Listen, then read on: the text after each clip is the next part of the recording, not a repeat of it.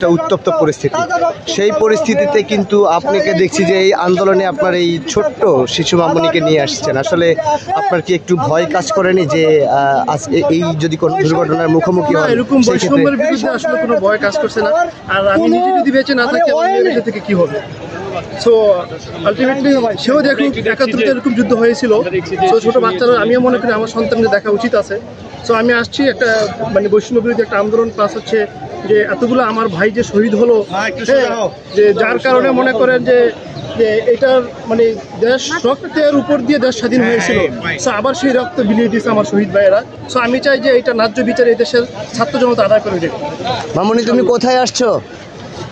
কোথায় যাচ্ছ? কোথায় কেউ তো বলতে পারবে না। আপনার কি বাবু, আপনি একটু বলেন কিছু, আপনি ফ্যামিলি সহ আসছেন।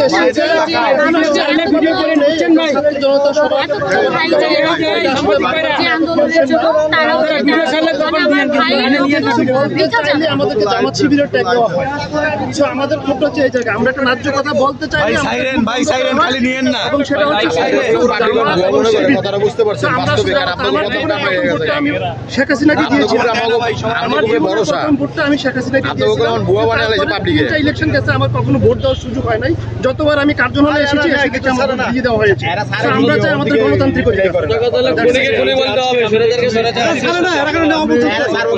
অবশ্যই শিক্ষার্থীর সাথে আমিও ঢাকা ইউনিভার্সিটি স্টুডেন্ট ছিলাম। আমার ওয়াইফও একটা ইউনিভার্সিটি স্টুডেন্ট ছিল। আমার বাচ্চাও হয়তো ভবিষ্যতে এই জায়গায় পড়ার সুযোগ হবে। আমরা চাই যে এদেশের ছাত্র জনতা, শিক্ষক, অভিভাবক সবাই যাতে তাদের নিজের মুখের স্বাধীনতা পায়।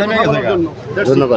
আর্মি অনেক বেশি নামাইছে ওইসব এলাকায়, ঠিক আছে, তেজগাঁ, আগারগাঁও, ওইসব এলাকায়, ঠিক আছে। এটা কেন নামানো হচ্ছে? আমাদের বিরুদ্ধে কেন যুদ্ধ ঘোষণা করছে? জনগণের বিরুদ্ধে কেন যুদ্ধ ঘোষণা করছে? এটা কি ভারতের প্রদেশ পাইছে? এটা ভারতের প্রদেশ হয়ে গেছে। এটা ভারতের 850 কিলোমিটার রেল করিডোর দিছে, তারপরে খুলনা থেকে পঞ্চগড় পর্যন্ত করিডোর দেওয়া দিছে, তারপরে মংলা বন্দর দেওয়া দিছে, তারপরে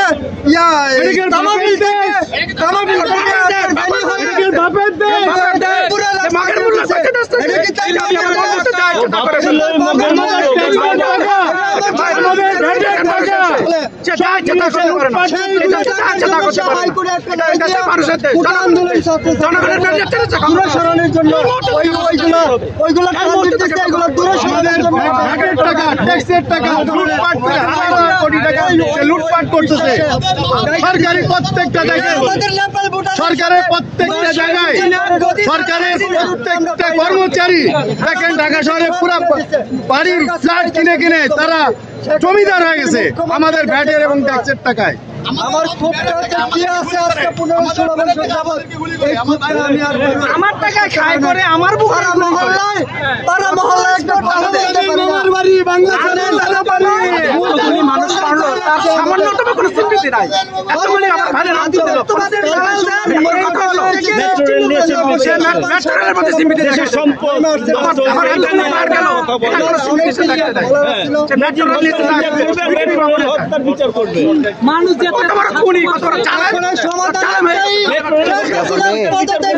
মেয়ে নিয়ে আসলেন এত ছোট বয়সে, এত আপনি আজকে যেমনটি জানেন যে সারা দেশ জুড়ে কেমন একটা